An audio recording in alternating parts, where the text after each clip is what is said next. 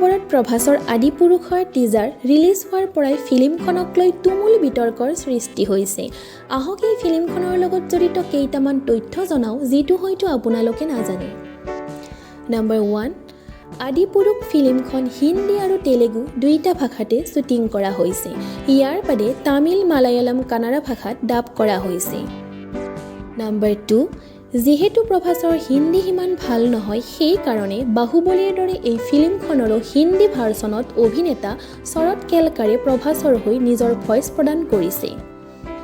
Number 3, ফিল্মখনৰ director ওম ৰাৱতৰ মতে আদিপুৰুষত motion capture technology ব্যৱহাৰ কৰা হৈছে, যিটো টেকন'লজি বিগ বাজেটৰ হলিউড ফিল্মছবিলাকত ব্যৱহাৰ কৰা হয়।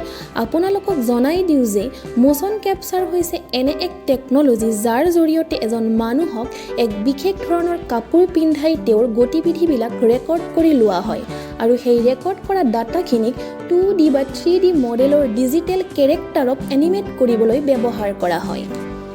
নম্বৰ 4, ডিৰেক্টৰ ওম ৰাৱাটে আদিপুৰুষখন বনোৱাৰ ইনস্পিৰেশ্যন পাইছিল এখন Japanese animation film the legend of prince ৰামাৰ পৰা। তেওঁ এই এনিমেশ্যন ফিল্মখন চাই ভাবিছিল যে যদি বেলেগ দেশে ৰামায়ণৰ ওপৰত এনেকুৱা ফিল্ম বনাব পাৰে তেনেহ'লে ভাৰতীয়ই কিয় নোৱাৰিব।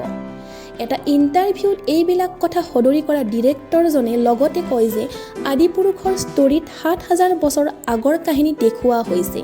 প্ৰভাসৰ চৰিত্ৰটোৰ নাম ফিল্মখনত ৰাঘৱ, মুখ্য অভিনেত্ৰী কৃতি সেননৰ চৰিত্ৰটোৰ নাম জানকী ৰখা হৈছে। নম্বৰ 5, এই ফিল্মখন ভাৰতৰ দ্বিতীয় আটাইতকৈ ব্যয়বহুল ফিল্ম হিচাপে পৰিগণিত হৈছে।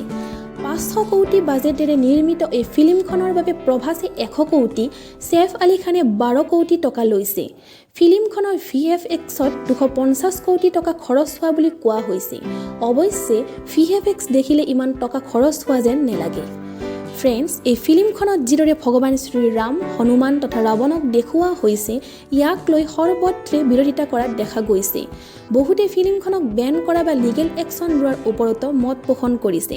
২০২৩ৰ ১২ জানুৱাৰীত ৰিলিজ হ'বলগীয়া এই ফিল্মখন সময়মতে ৰিলিজ পায় নে নাপায় আগন্তুক দিনত লক্ষণীয় হ'ব। বাকী আপুনি এই ফিল্মখনক লৈ কি ভাবে কমেণ্ট ছেকশ্যনত জনাব। আকৌ লগ পাম আন এটি ভিডিঅ'ত।